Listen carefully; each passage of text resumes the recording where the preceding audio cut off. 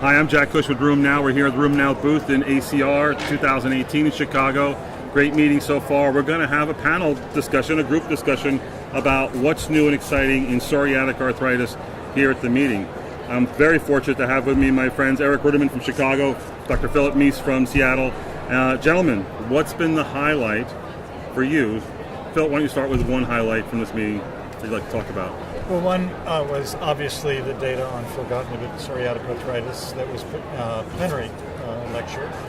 The data showed that this very selective JAK1 inhibitor had good efficacy across all domains of psoriatic arthritis, modest in skin, but very good in the musculoskeletal elements. And then in terms of the selectivity of the molecule, what it's aiming for is not to have a JAK2 effect on hematologic parameters. And indeed, the hemoglobin went up. There were no grade 2, 3, or 4 changes. So that suggests that there was something about the biology that was true to form. So this drug is now going on into phase 3, and it will be hopefully another JAK, an oral agent taken once a day that can be effective for psoriatic arthritis. So what did you think of, again, this is an early trial, it's 130 patients, it's their first phase 2. The results were great, 80 versus 33 in ACR 20s. That really, the safety profile was either understated or just really it is that safe. So they had very few SAEs, very few, events. I think it's too early to say, just too few patients, short period of time.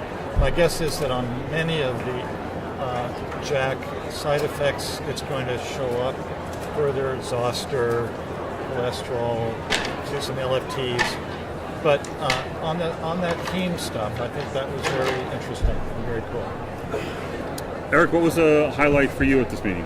I think, honestly, up front, one of the big highlights was the number of controlled trials that we're seeing in the psoriatic arthritis space. And one of them was a trial of a molecule called bimekizumab. We know we've had IL-17 inhibitors, but IL-17 inhibitors is a broad category. The two drugs that we've had to date, secukinumab and ixekizumab, inhibit IL-17A, a specific monomer of IL-17. Bimekizumab is an interesting molecule that inhibits both IL-17A and IL-17F, which may potentially bring added benefit.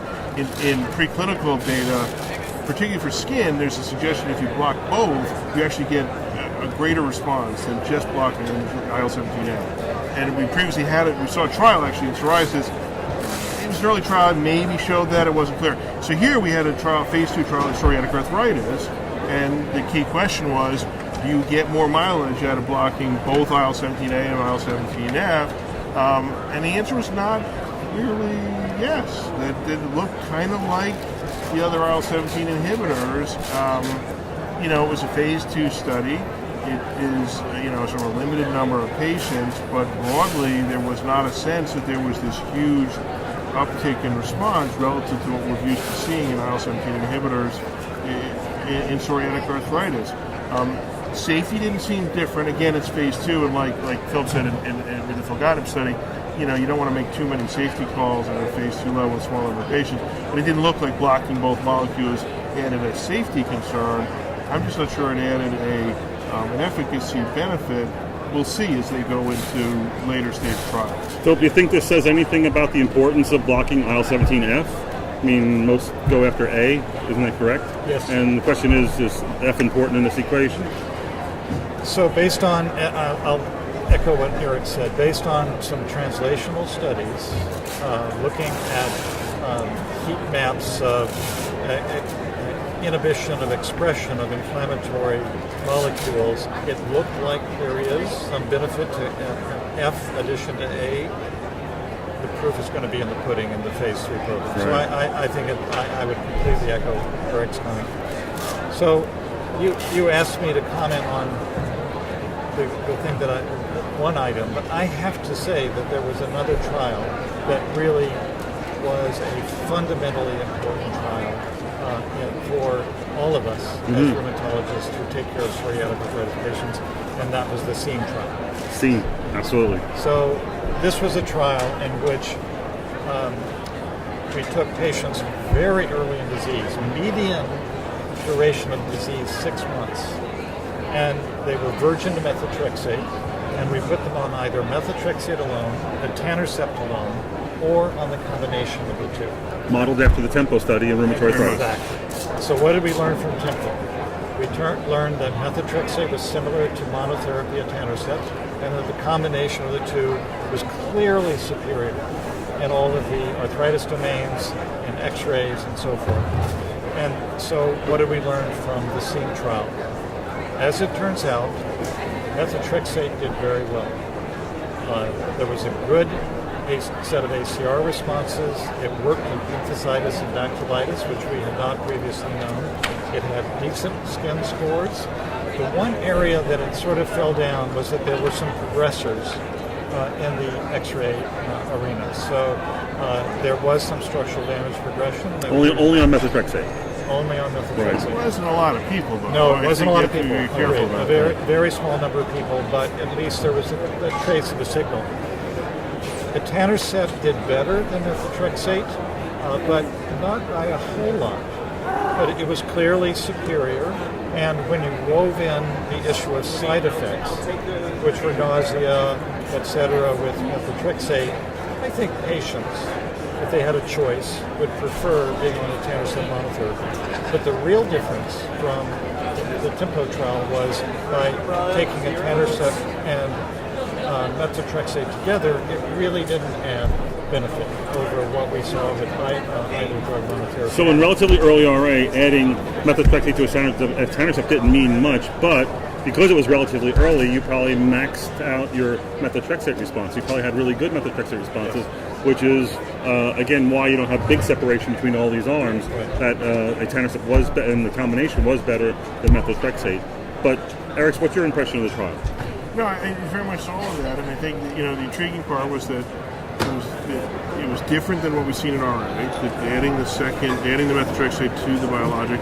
The challenge is, how do you then translate this into clinical practice, right? So the two questions that come up is, so does this trial say we shouldn't be using methotrexate, or because methotrexate worked really well, maybe that's absent the tolerability issues.